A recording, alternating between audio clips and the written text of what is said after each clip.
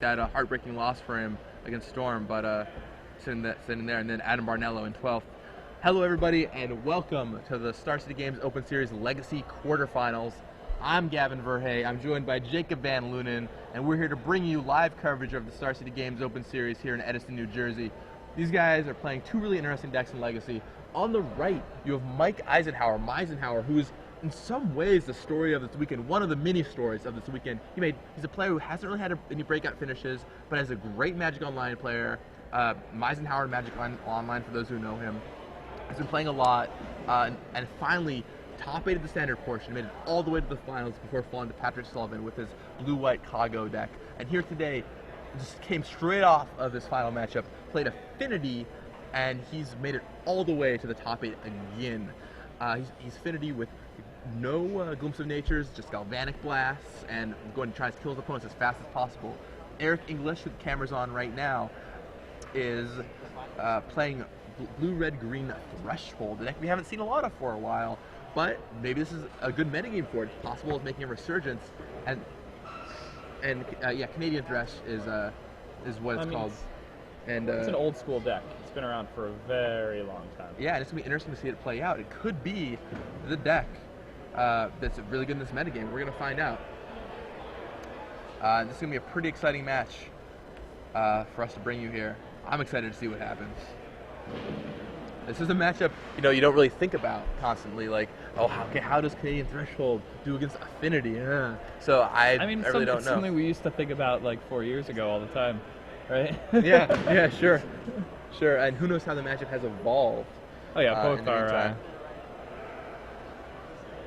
I'm sure like entirely different decks now. I doubt we're going to see any werebears from Eric. No. There will be no exercising the right to bear arms in this top 8.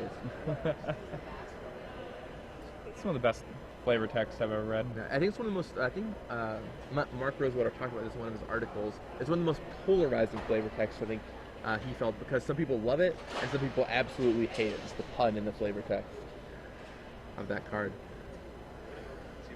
I always thought it was funny. It's a bear. Yeah, lycanthrope bear. Funny. It's got so many creature types now. Druid also? Yeah, I was playing in some Odyssey events on Magic Online when they were doing some 64-man drafts, and I drafted, and I was like, oh, there's so many creature types on this werebear. Check real quick. So, yeah, a human bear druid. That's what werebear is. An interesting combination of creature types. Oh, he's a human? Yeah, a human bear druid. Human bear? Yeah, a human bear druid. A common combination. Man. I mean, he is the lycanthrope, right? So it makes sense. Jeez. I didn't even know that was... I don't know. Apparently there's a thing for everything. So anyway, back to the match at hand.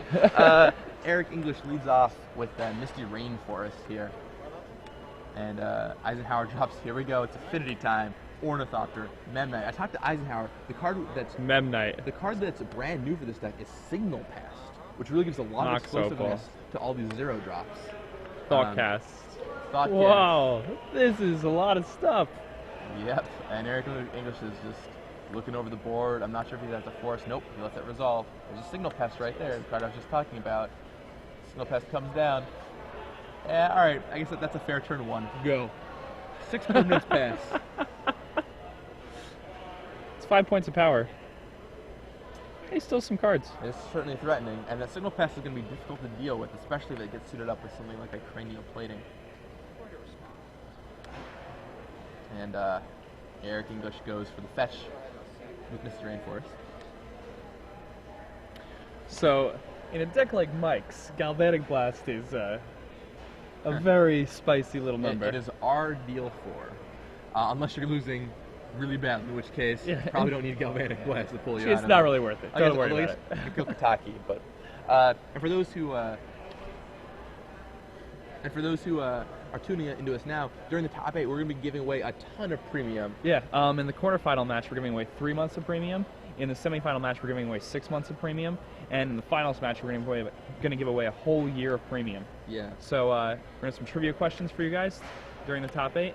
And then you guys can post that stuff online. The hashtag is at at SCG Live giveaways. Is that what it is still, or what is it now? Hashtag SCG Premium is where you should Okay. do it. So make sure, get your hashtags ready, type it in, and we'll choose one person. There it is. It's on the screen for you guys now. It's on the screen right now for those. That's the hashtag you should type it in. We're not going to give you the question quite yet. We'll give it to you after this game. But type that in, get it ready, and we'll choose one person out of everyone who submits. And that person will get 3 months of premium on Star City Games. A lot of great content. Almost assuredly, we're going to get a tournament report for Patrick Sullivan, I'd imagine, after his performance this weekend. I'd be really excited to read that. Meanwhile, back in the game, English plays a volcanic island after brainstorming and passes back. And Eisenhower's going to get in for at least 5 this turn. Looks like, is that a worker in Eisenhower's hand that's coming down? Yeah, it looks like Arcbound Worker. The other card in his hand seems to be Aether Vial. And I think that's Galvanic Blast. I see a red card. That might be a Ravager and a Galblast. Alright, so here comes Worker. Here comes Mirror Enforcer. Ooh, he's a big boy. Wow, a lot of people have been focusing on different versions of Affinity lately. Glint Hawk, oh wow, Fire. That's a nice little card there. Takes down a lot of power. Now only 1 point gets in on that. Really good in that spot. Yeah, Fire Ice, a card, Canadian Threshold staple. And that's a card Mike definitely has not played against all day. Yeah, probably not played against a lot of Fires. Wastelands down Vault of Whispers, the dreaded artifact land, and he passes back. Still mocks Opal, giving Mike Eisenhower mana here. And Mike can still crash in for 6. You still got some beats. Yep, and here comes 6 damage. Eric has no responses and drops to 12 life. Like, plays another Arcbound Worker. Yep, Arcbound Worker is one of those good creatures, because even though you eat him up with a blocker who's slightly larger, he's going to pump up that Enforcer, make it harder to deal with later stages of the game. He's probably going to put the counter on the Ornithopter to give him something with evasion. Brian Kibler pointed out on Twitter that Eric could have cast Fire on his own turn to prevent Mirror Enforcer from coming down. An interesting play. I wonder if he was trying to represent perhaps a counterspell or maybe something else. But, with Force of Will in the format, you can do that even when you're tapped out and dazed. It's true. So, interesting play by English. Might have had a reason behind it. It's also just potentially is not used to playing against Mirror Enforcer. It's not a card you're necessarily expecting. Sure. Affinity decks haven't really been playing it as of late. So, Mike brings with 7 points, attacks with Ornithopter, 2. Yeah, I mean, if he kills one of the workers, Mike wants the Ornithopter to be turning sideways. Good old modular mechanic. And it looks like Eric's casting something. Vendelion Click comes down. Yeah, now Mike might be a little bit frustrated that he attacked with that Thopter. Yeah, so, I mean, the Click might eat that Thopter, but then again, if it eats the Thopter, Mike is going to take 4, 5, 6, 7 points of damage. Yeah, which brings me down to 5, I believe. Yep, and he Gal Blasts that Vendelion Click. Okay. And ends up targeting himself with the Vendelion Click. This opponent's 7, putting him at 5. And Eric draws, looking for an answer. See a Force in his hand, and that's it. Packs it in. How about that Affinity draw? Still got fired, and didn't matter. Yeah. I mean, jeez. That was nice a lot of stuff on the table on turn 1. Turn 1, 6 permanents, go. That is what Affinity does best. All right, are you ready for listeners? I mean, you drew 2 cards that turn, too. Yeah, draw 2 cards off Thoughtcast. That seems reasonable. It's pretty good. So are you guys ready for our 3 months of premium giveaway? Get your hashtags ready to answer this exciting question. Who in the top 8 also made top 8 last week in the Star City Games Open Series, Legacy portion? Excellent question. We talked about this not that long ago. He was in the booth. And I'd love to know how many of you people know who it is. What?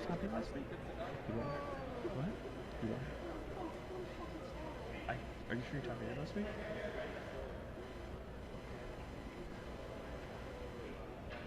He said he did. Let me double check.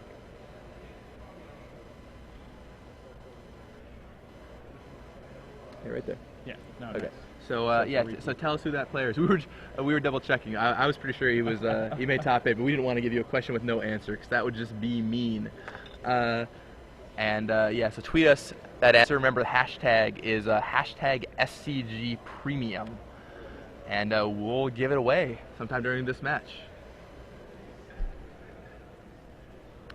Now, guys, we're asking for the player who top 8'd both this Legacy event and last week's Legacy event. Not the this standard morning's standard event. Very important distinction, because there is a player who has done that in this top 8, and we're watching him right now. Yeah. The answer to the trivia question is not one of the 2 players we're watching right now. Narrow it down a little bit for you guys at home. So, yeah, it's pretty exciting. That affinity draw, man, I have not seen that happen in quite a while, but it's very, very strong. That's what affinity does best. I mean, this has got to be the best weekend ever for Mike. Oh, man. Yeah, I mean, from a player who, like you said, started the weekend, didn't really have any top 8s under his belt. I mean, he's, top 8'd maybe a couple PTQs, but not many, and he's been playing for a really long time. He's really been, he's constantly tried to work on his game. He's also just always, been somebody who just plays a ton of Magic and just brews a ton of decks. And he's always, playing different decks, and he's always wanted to do really well. And this weekend, it seems like he really came out of his shell. He came in second place in the standard event. Now he's here in the top 8 of the Legacy event. That's really impressive. Yeah. That type of consistency shows that it's not just luck. You're actually doing something correctly. I mean, it's amazing what a little bit of confidence will do for you. I mean, he certainly got that boost from the first half, and I think we're almost seeing a different player. I mean, you could just tell in the way his demeanor. Like yesterday when he made top 8, he was shaking. He was shaking. I talked to him when he came over here to tell us that he made top 8 in this event. He looked perfectly calm. Oh yeah. So there you go. He expects to win the tournament. How about that attitude? Certainly something people have talked about in the past, right? The attitude, the winning attitude. If you come in expecting to win, not he's cocky. Also tired though. That's the other thing. Sure. That's dumbing his senses. He's been playing since 8 a.m. He had to play all 3 rounds. You think it's tiring to commentate on it? He's literally played every single round of this entire weekend. Absolutely, and fortunately for him, he's picked a deck that's little forgiving. Affinity, where his games are like, blah, here's my hand. Blah, do you have an answer? No, blah. So. Oh, okay, sorry. I was like. Pretty good, and yeah, even Eric English came out with a fire last game, and still wasn't enough to stop Mike Eisenhower's Mirrodin onslaught. The perfect card to beat him. Your opponent plays a Mem Knight and a Signal Pest, and you have a Fire Ice in your hand, and you're on the play, and you lose. Oh man, yeah, it's interesting how we have affinity in this top 8 when Scars, when Mirrodin is the current block that's coming out. It just brings you back to when affinity was around the first time. Not exactly the brightest days, but certainly makes it an interesting Legacy deck. It's good to note that its power level is fair in some formats. Man.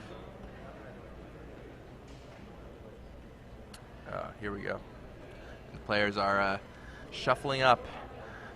Eric, I'm sure, is hoping for a better draw. This seems like not a great matchup for Eric English, just from the way the first game played out. Mike can deploy his threats so fast. Oh, yeah. I mean, it's a deck full of 0 drops. Man. And that's the whole plan here. I played a similar deck, an extended PTQ, just, the Court Homunculus, Tempered Steel deck. Sure. I was just doing that type of play sometimes where I played Mox Opal alongside Mem Knights and Ornithopters on turn 1, and then played Steel Overseer. And it's the same idea. These decks are just, they can vomit their hand on the table and just steal games away. Mike's this is really innovative, though. I haven't really seen something like this. Yeah, speaking of the Tempered Steel deck, what's it? Speaking of Tempered Steel decks, how do you feel about the extended deck, the Tempered Steel, the archetype? Because Jonathan Smithers, the original person who played the deck during at Worlds and really brought it into everyone's light, wrote an article in Star City Games this week about an updated version of the deck, and so there's a lot going on, a lot of new cards from Mirrodin Besieged he suggested playing. Signal Pest was one of them, which we see in Mike Eisenhower's deck here. And let's see, Eric English leads off with an island. And Mike Eisenhauer, seat of the Synod, his equivalent of an island. And turn 1, he's got Memnite, Springleaf Drum. In the innocuous Lorewind common allows him to tap it and another creature to get a mana, which can turbo out some draws pretty fast. The Springleaf Drum is an incredibly strong card when you're playing this many 0 casting cost creatures. Yeah, for sure. It just gives you an extra mana sometimes, and as an artifact, reduces the count for your Mirror Enforcer. So yeah, here we go. Only 4 permanents this time on the first turn. Memnite, Springleaf Drum, Frogmite. I guess we can't have 6 permanents every time. Eric English, on the other hand, upsetting. trying to find a way to deal with this fast assault. So we see a Fire Ice, which is going to be pretty good for him. At least take down 1 creature, but 1/4 removal is going to be kind of rough against the Affinity Onslaught. Yeah, now that Fire Ice here is not nearly as strong as it was in the last game. As of right now, it's really only going to shoot a Frogmite. Right. Of course, who knows what Mike's going to have next turn. We could see some Signal Pest potentially. Yeah, Eric also may be playing with a little bit of fear at this point because, you know, now he's afraid of what can happen if he passes the turn without using his removal on his own turn. And he might not get as juicy of a fire as he might like to. That's certainly true. Let's see, so we have Arcbound Ravager. Alright, and that gets Spell Snare pretty quickly. So down goes Ravager. Frogmite serves in for 2, and is that it for Eisenhauer? Or is he? Like that. Yep. Passes back. Alright, so Eric has established control with Spell Snare. Or at least on that Ravager, stop the beat down for a little while. Maybe he's going to fire that Frogmite here? What do you think we're going to see? I'm not sure if it's worth it at this point. I think at this point he may just want to leave Days up. And if he has any sort of board presence, I can't really see his hand that well. But like a Tarmogoyf would be really good in this spot. Even a Nimble Mongoose.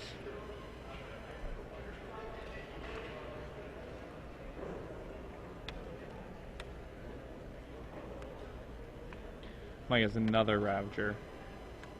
Ooh, Spell Snared again.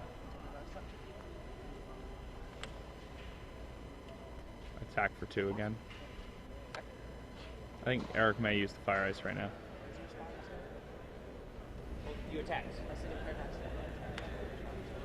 They attack.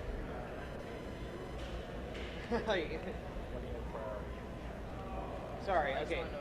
Okay, yeah, so you declare your attacks. Yeah, I guess.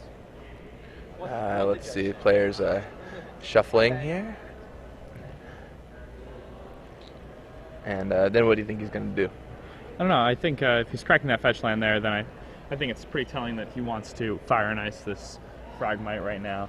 I think with his hand, with the Days and everything, I think he's pretty sure that by casting the Fire Ice right now, he's kind of just taking all the wind out of Mike's sails. He'll be at 18 and be completely stabilized. Yep, and there goes Fire, Nice, taking out that untap his Frogmite. lands. Yep. Pretty bad spot for Mike here. Who has another creature here. I think they're correct. Oh, 4. Sorry. My bad. My counting skill. Eric a little off kilter there. thinking through his plays here. Looking good for him this game, but he wants to make sure that he doesn't accidentally make a mistake. Yeah, I mean, when you're playing against this type of deck that can just be so explosive, you're probably afraid of a lot of different things. He probably knows that a lot of the lists play Glimpse now, and he may be afraid of, like, you know, just comboing off the Glimpse or something like that out of nowhere. So the players get full deck lists for this top 8. Oh, so that's good. So they know everything that's in the other player's deck. So yeah. So without much more to do there, Mike just packs it in. He knows that Eric's got it. Eric's going to be in a very dangerous situation here. He's going to be on the draw against this deck. It's a somewhat terrifying situation to be in. Yeah, I mean, what cards do you think? We don't have the deck list in front of us. What cards do you think might be sideboarded in out of either player? Like, what cards could they potentially Canadian have? Thresh typically has Ancient Grudges in its board. I'm not sure if Eric will have those, but back in the day, back when Canadian Thresh was the hotness, you know, everybody ran for Ancient Grudges as soon as the card was printed. So that could be a card he has, and if he has it, it's going to be very strong against Mike. We didn't see any of that game, so. We're not quite sure whether or not they're there, but they could be, and they could be very good. As far as Mike's deck goes, Mike probably. I'm just curious. I'm just trying to get it. I don't really know how his deck could sideboard that well, because these types of decks are so like polished that sideboarding, you're rarely changed more than 5 cards, and when you do change the cards, like it's kind of like shaving cards depending on whether or not you're on the play or the draw. It's very like Patrick Sullivan-esque style of like winging it with sideboarding when you're playing like a deck that's this aggressive, because this is not like an affinity deck like you're used to. This is like a sly deck that happens to play artifacts. Right, and you want to have a wide variety of cards to have access to, right? And players shuffling up here. And now both these players fought through a long day, and Legacy is one of those formats that it really, really tests your thinking skills. There's a lot going on in every game of Legacy. We've seen a lot of interactive games throughout the day, and I think this might be one of my favorite formats. It might be my favorite format of all time, newer Legacy. Yeah, I mean, as far as constructed goes, there's never been a format where you can play more decks. Yeah, I mean, there's just so many options in this format. It's insane. I mean, we've covered just so many different decks today, and it's not even close to being the end of it. And here we are again in the top 8. 2 decks we didn't see once in the Swiss: Affinity and Canadian Threshold. Oh, we did? Again, 2 completely new decks. Even now that we're playing in the top 8. Yeah, definitely. And the players shuffling up, knowing that the third game is on the line. Mike is looking for a fast draw here, and Eric is looking for exactly a way to shut it down. That spell snare was really timely. Exactly. He wants a hand with spell snares, fire ices. And spell snares might not even be good enough.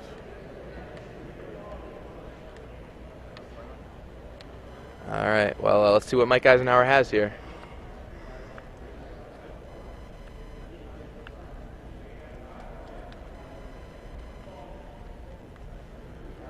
All right, what does it look like to you?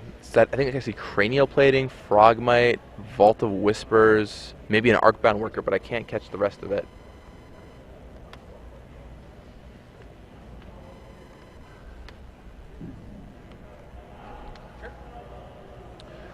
Okay, so here's his turn 1. Signal Pest, Frogmite, Ornithopter, Memnite, Vault of Whispers. All right, so he had 6 permanents in the first game on turn 1.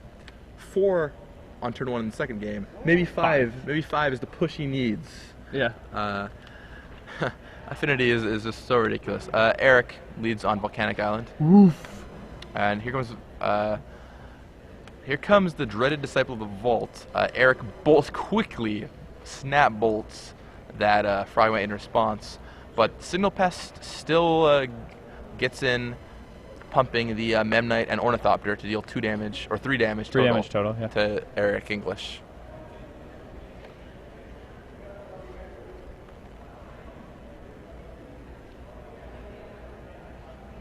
That bolt was really important. See, it's interesting because Eric's probably the only player playing like this type of burn.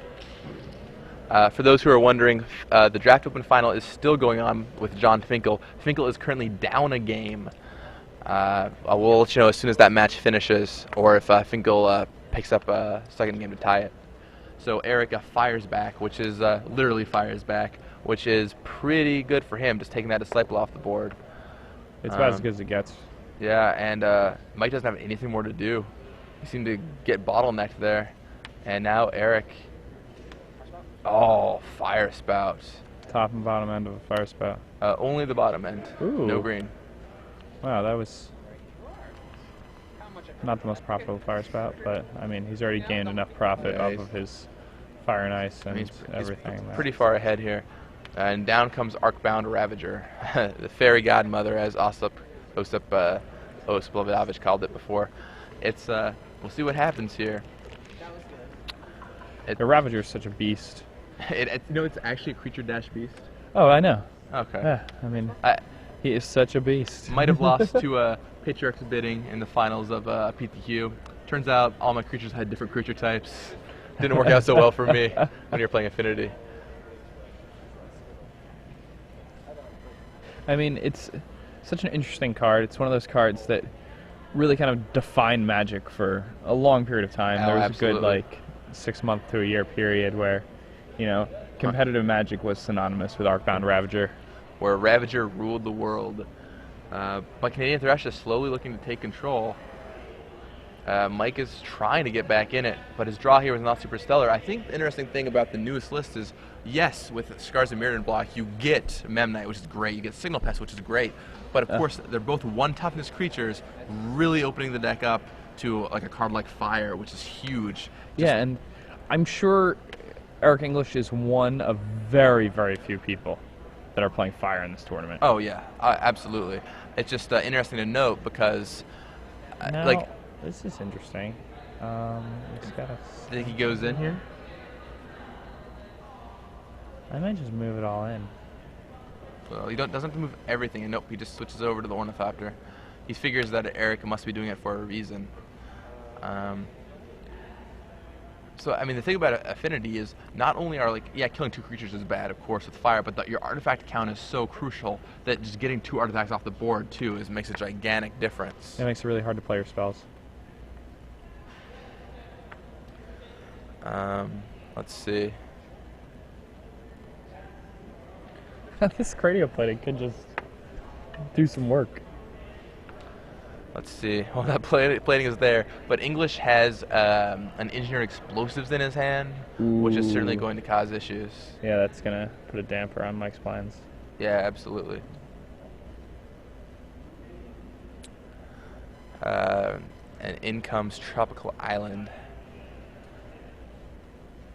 It seems pretty rough. Yeah, I mean, in his head, Mike's like, well, okay, maybe I can put this cranial plating on this Ornithopter and have a plan. But in reality, I'm pretty sure I saw Explosives in English's hand, and it's going to come down here and Explosive's throw in pretty that strong thought there. against Mike's deck. You know what card's really, really good against Mike's deck? Pernicious Deed. yeah, Yeah, I don't think he could ever beat that one. yeah. I mean, it's possible some of the junk decks in the top 8 might have it somewhere, but I don't think they will. Yeah, I doubt it, but it's interesting that he actually had to fight against Fire Ice. Somewhat unlucky. And here comes Engineered Explosives for 1. Interesting. For 1? He cast Explosives for 1. There's exactly 1 counter on it.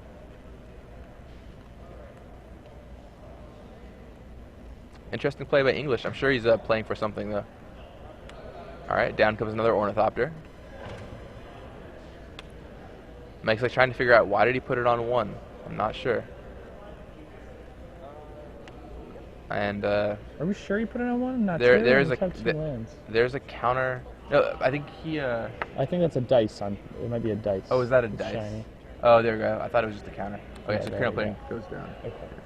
Yeah, cranial plating goes down. My apologies. So, still Mirror Enforcer. That cranial plating allowed Mirror Enforcer to enter the fray. Now, Tarmogoyf is a card that's really bad for Affinity because all artifact big. creatures, yeah, the artifacts go down and really add power to it fast. It's funny, we were talking about this in Extended last season, how like back in the day, Affinity's creatures were also unfair, right? You got like a bunch of 2/2s at a low price, and you know, You got these 4/4s 4/4s, on yeah. turn And two. now on turn 2, and now people are like, all right, Forest, Crack, Wild, and Cod will go. Yeah. And you're like, oh, just got to 3/3 without having to play all these artifacts. Yeah, you don't have to play on like people who are playing fair are doing things just as powerful as you. in a lot of But cases. I mean, maybe Signal Pest is a card that might put this over the top. Those Galvanic Blasts have looked really good for Mike too. He's been Oh, yeah. talking and singing their praises all weekend.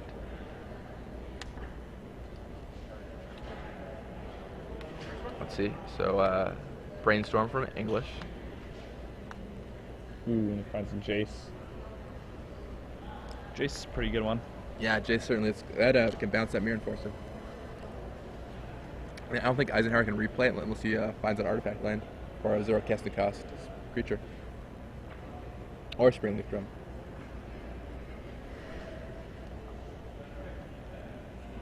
English considering what cards to put back. I see Trinket Mage, Jace, I think 2 Lightning Bolts, and a Tropical Island.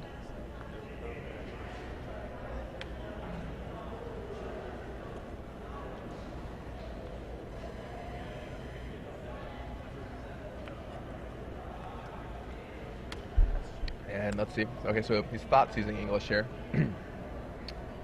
And we'll get a full view of what English is handed. So yeah, it's Trinket Mage, Lightning Bolt, Lightning Bolt. It's a pretty good hand.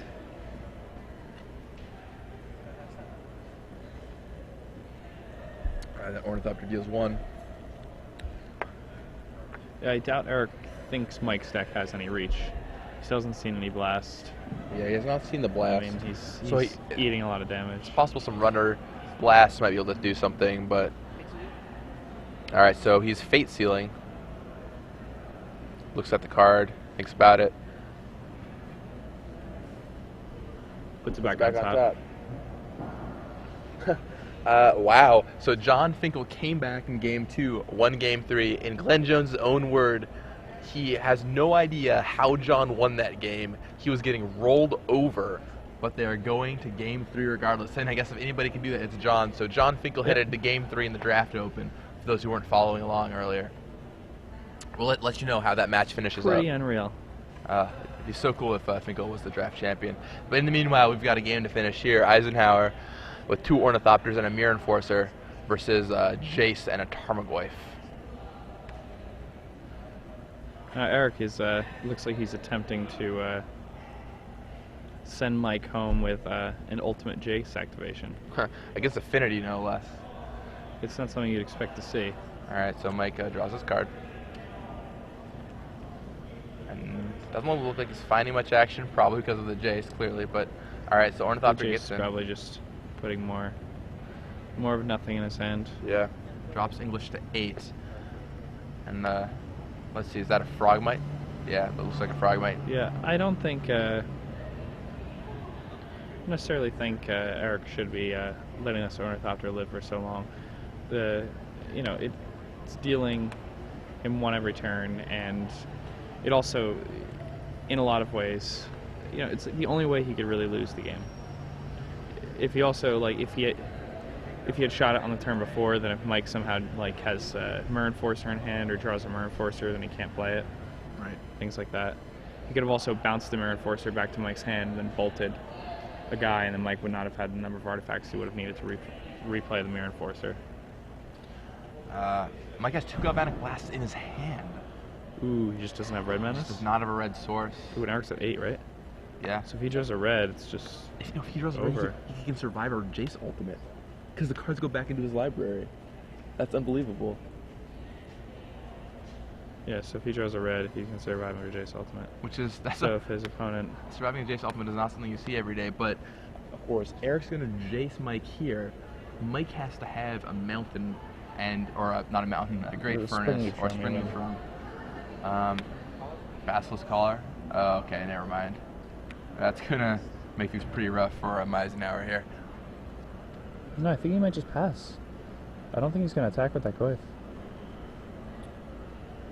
And still, has yet to use Jace.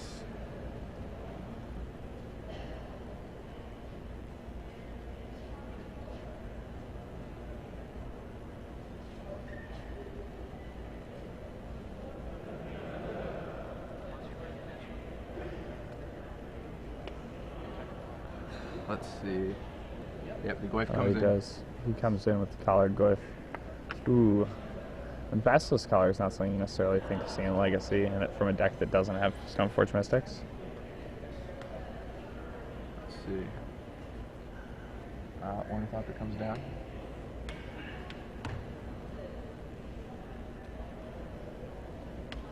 And okay, Etched Champion, interesting. I think Mike said that he couldn't find the 3rd Engineered Plague for his sideboard, so he played a 1 of Etched Champion instead. It actually seems pretty good. And that's protection from all colors. Can certainly stave off that Tarmogoyf here. Yeah. But that Jace is the bigger issue right now. Yeah. How many more turns till Jace goes ultimate? I thought it might be ultimate this turn. The Force might just... Force. Is there another blue card? Yeah, there is Stifle, correct? Yeah, there's a Stifle in his hand. I mean, Mike still has no access to a red source in any case. Yeah. And Eric is sitting at a nice 11 life. I mean, Eric is in firm control of this game. It's just a matter of House goes down. All right, so there's Grim Lavamancer.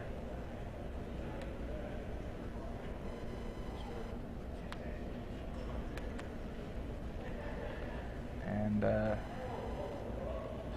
yeah, so Mike just still sitting on that double Galvanic Blast.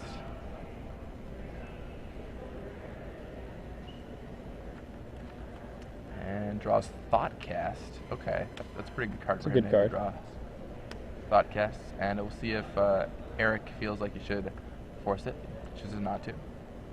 Mike draws 2 cards. I think I saw a Signal Pest there.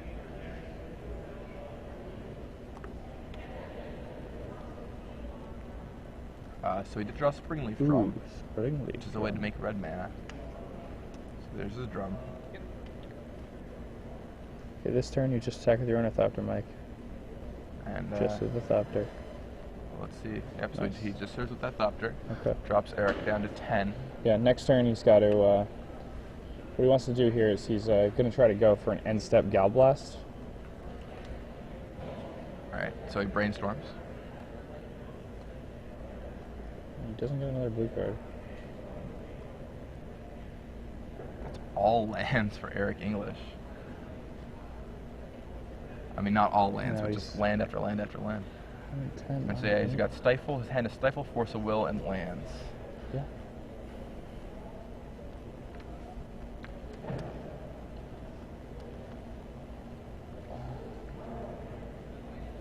Okay, so he Wastelands down that Seat of the Synod. And Seat dies.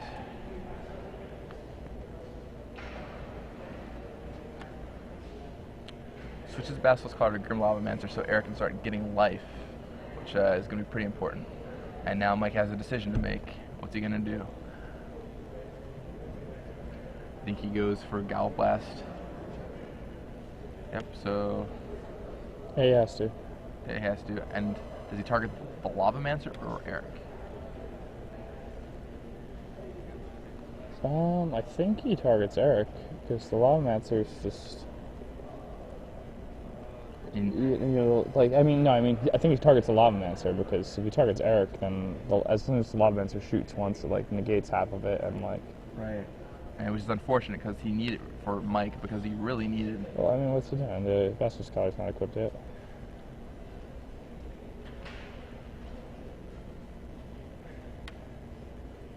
All right, so he's considering activating the Grim Lavamancer and trying to figure out what he's targeting. Mike waiting for Eric to make his play. Alright, I'm sorry, okay. Go to 6. All right, Galvanic Blast hits the graveyard. Oh, why is Lavamancer still left? Looks like we must have targeted Eric. Oh, so Eric's actually at 7 life. 7 left now? But that Lavamancer can quickly make it 9 life. Yeah. Mike And he can ping a considering his guy, line too. of play. Taps, nope, no taps. Alright, so he's getting some mana, tapping out of red. And here comes his, oh, nope, goes back. Alright, Signal Pest, that's the new He plan. didn't play Ravager? I thought he was going to play the Ravager. No Ravager yet for Mike Eisenhauer. But that does seem to be in his hand. I think the right play might just be to, Yep. I guess the Ravager will just force a, yeah, this is why I definitely would have shot that Lavamancer, Yeah, I the mean, Galvanic Blast. he's already just going to recoup all that Lavamancer damage, or all the Galvanic Blast damage. Yeah, as soon as he untaps those Lavamancer, he's recouped the damage from that Galvanic Yeah. Blast. And then that Lavamancer with the collar is just going to pick apart Mike's army. Yeah, forever. But, Forever. I mean, clearly Mike, maybe there's a line of play we didn't see where Mike Galvanic blasts Eric. And Eric draws 3 with Jace. Still lands for days, but he does find a second Force of Will. Yeah, now he has the 5 lands to cast it, so And he can yeah, cast one and have one for backup. yep, definitely. Makes things a lot harder for Mike. And it should be a 7, right?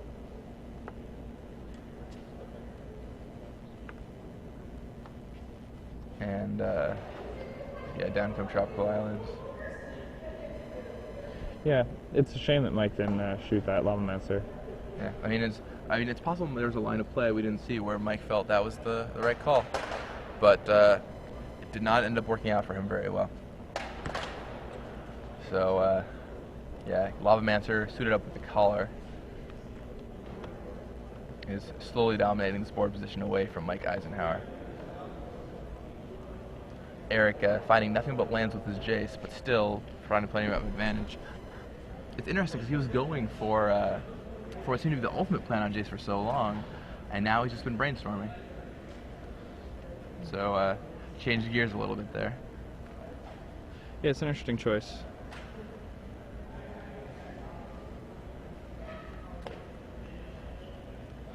And let's see. So Ornithopter, Etched Champion, Signal Pest, Springleaf Drum, and Seed of the Synod on Mike's side of the battlefield are facing off against Jace the Mind Sculptor, Grim Lavamancer with Basilisk Collar, and Tarmogoyf. So he Galvanic Blast. I think he knows. Oh, and there, yep, there's that forest.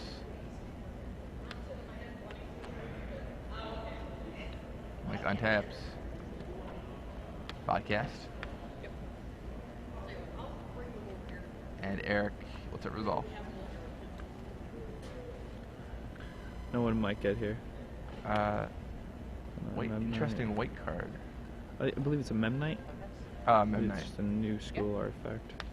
It is a new school artifact. Alright, so draws 2. A new school artifact, much like every other artifact in Mike's deck. So I just missaw that as a white card. Alright, well, he had the opportunity to unload. And some Enforcers came down, but that Basilisk Collar is, I don't know if it's really going to matter.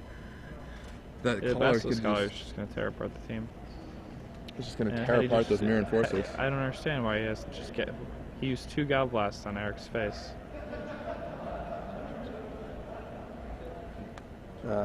Yeah, I mean, like I said, there must have been a line of play in Mike's head that Yeah. we just didn't see. And it didn't end up working out here clearly, and maybe it could have.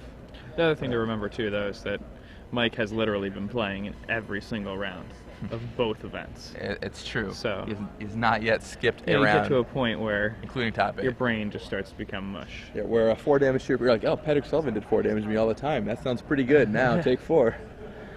But yeah.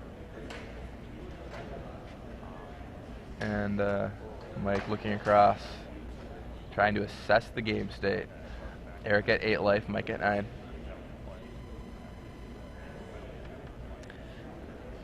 Yeah, it's a shame. I feel like Mike really would have had this game had he just shot that Lavamancer. Well, I mean, the game would certainly be a lot closer, at the very least. Well, Eric at this point would, be at 2 more life, but Mike would have 3 more creatures in play. Right. Seems like So- a fair trade. Yeah. Let's see. So here comes a land from Eric. And Eric's sitting on what I believe is Grim Lavamancer, Force of Will, Stifle. Yes, that's correct. And another card I'm not totally sure about. I'm not sure about a less card either. I think it may be just a fetch land. Okay. And shuffles away that the top cards of the library that he put back with Jace to get Volcanic Island. And that's such a sweet play the first time you do it.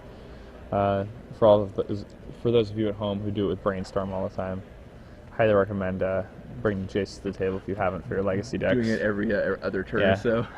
Doing it all the time, every Yeah. time. Only better than brainstorming once is brainstorming all the time. So Eric probably going to lay another Lavamancer here. Yep, so he guns down a Mirror Enforcer.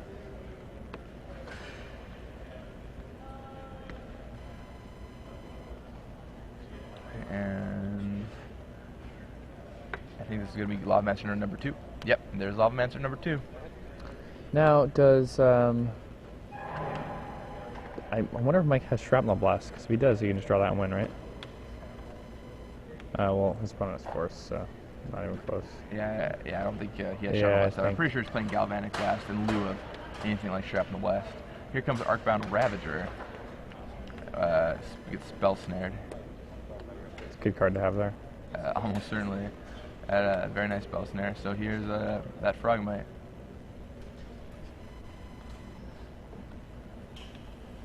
And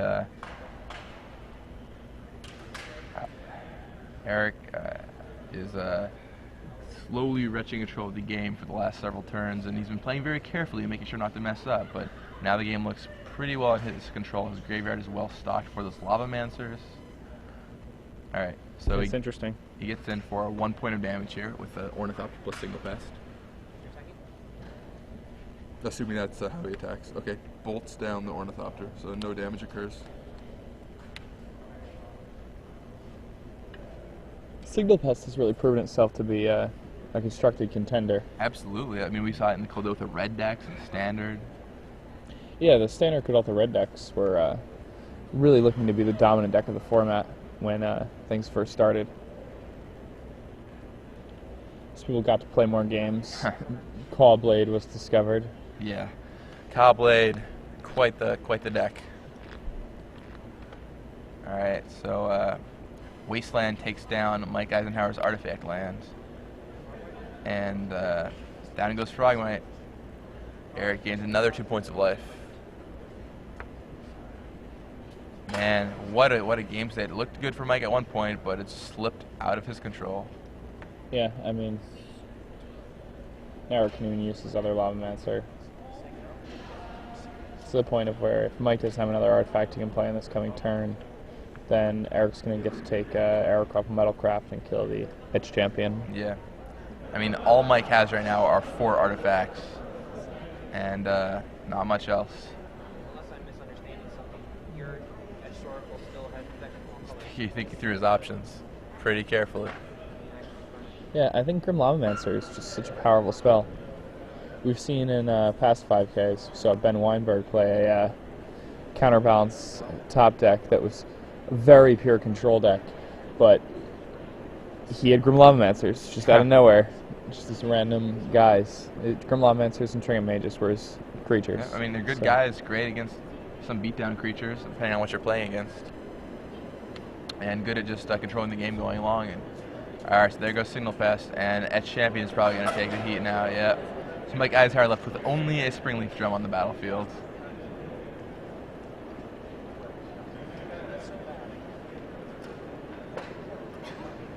And in goes Tarmogoyf. And Mike picks it up. A valiant effort by the young Mike Eisenhower, but Canadian Thresh gets there. yeah, Canadian Thresh does him in. Absolutely perfect.